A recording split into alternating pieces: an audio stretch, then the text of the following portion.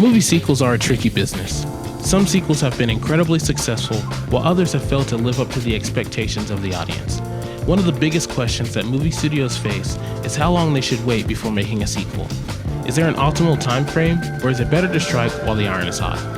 Hello, and welcome to Brothers of the Half Circle, the podcast for movie and pop culture enthusiasts.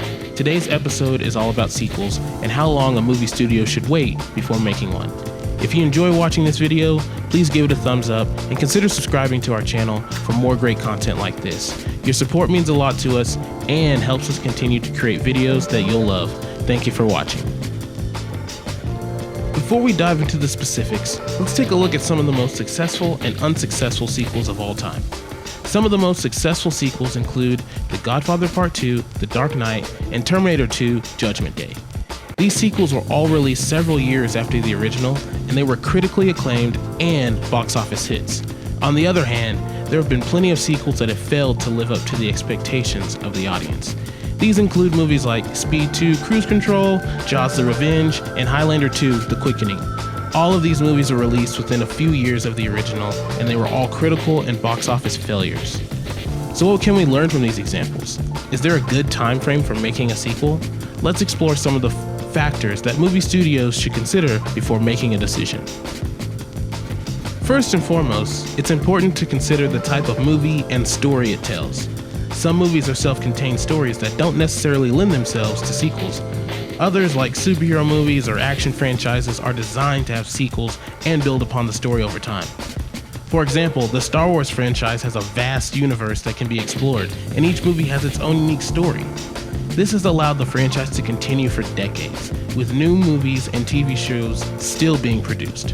However, if the story has been told and there's no clear direction for a sequel, then it might be better to leave it alone. Making a sequel just for the sake of making a sequel rarely works out.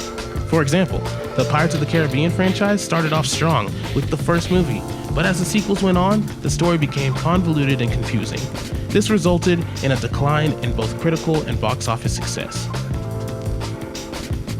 One factor that can influence how long a movie studio should wait before making a sequel is the reception of the first movie. If the movie was a critical and commercial success, fans will likely be eager for a sequel. However, rushing to release a sequel too soon without proper planning and development can result in a lackluster movie that fails to live up to the expectations.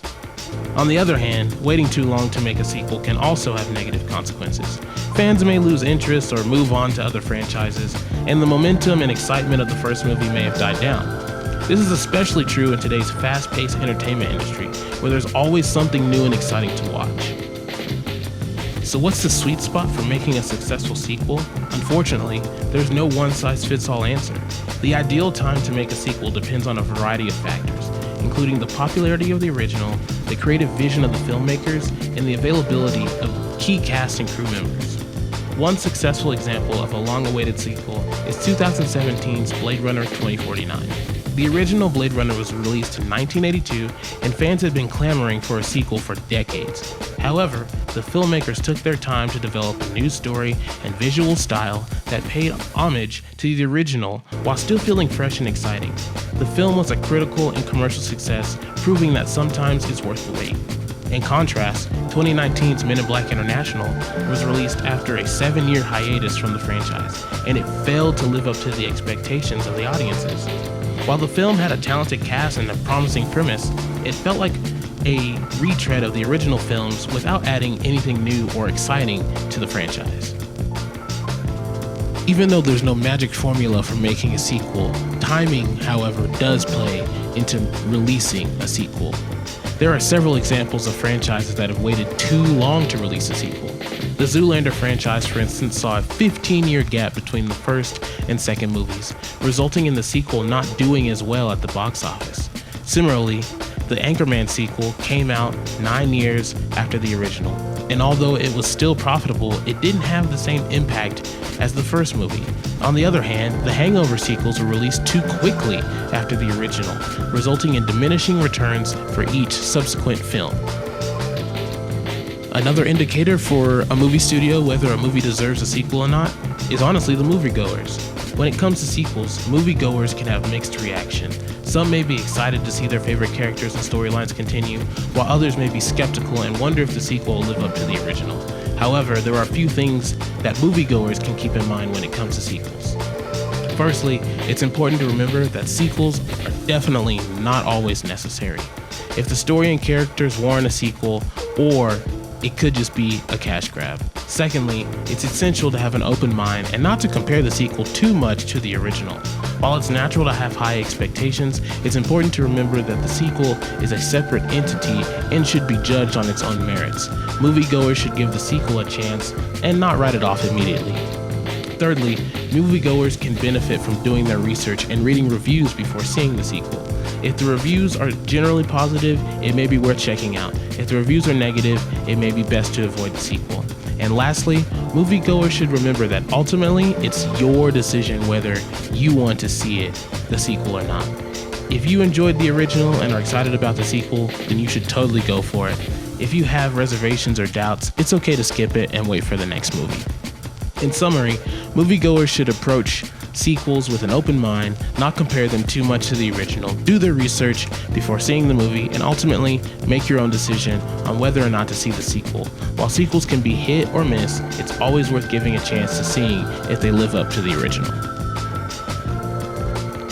As we wrap up today's video, I want to end it with this. There's no set rule for how long a studio should wait before making a sequel. It depends on the story, characters, and audience reception of the original movie. While some sequels are successful when made immediately after the original, others benefit from a longer break and fresh perspective. Movie studios should prioritize quality over quantity and ensure that the story and characters are strong enough to warrant a sequel. They should also take into consideration audience reception and give filmmakers enough time to develop a well-crafted and thoughtful sequel. As moviegoers, we should approach sequels with an open mind, not compare them too much to the original, do our research before seeing the movie, and ultimately make our own decision on whether or not to see the sequel. Ultimately, whether or not a sequel is successful depends on a combination of factors, including the story, characters, and audience reception, all these things that we've talked about today. By taking the time to develop a well-crafted sequel and approaching it with an open mind, both studios and moviegoers can ensure that the sequel lives up to the original and provides an enjoyable cinematic experience. Anyway, that's our video for today. I hope you enjoyed it. I'm Sean with Brothers of the Half Circle. Again, you can listen to our podcast on Apple Podcasts, Spotify, wherever you stream your podcasts, and you can also watch our videos on our YouTube channel. Please like and subscribe, and we'll see you soon.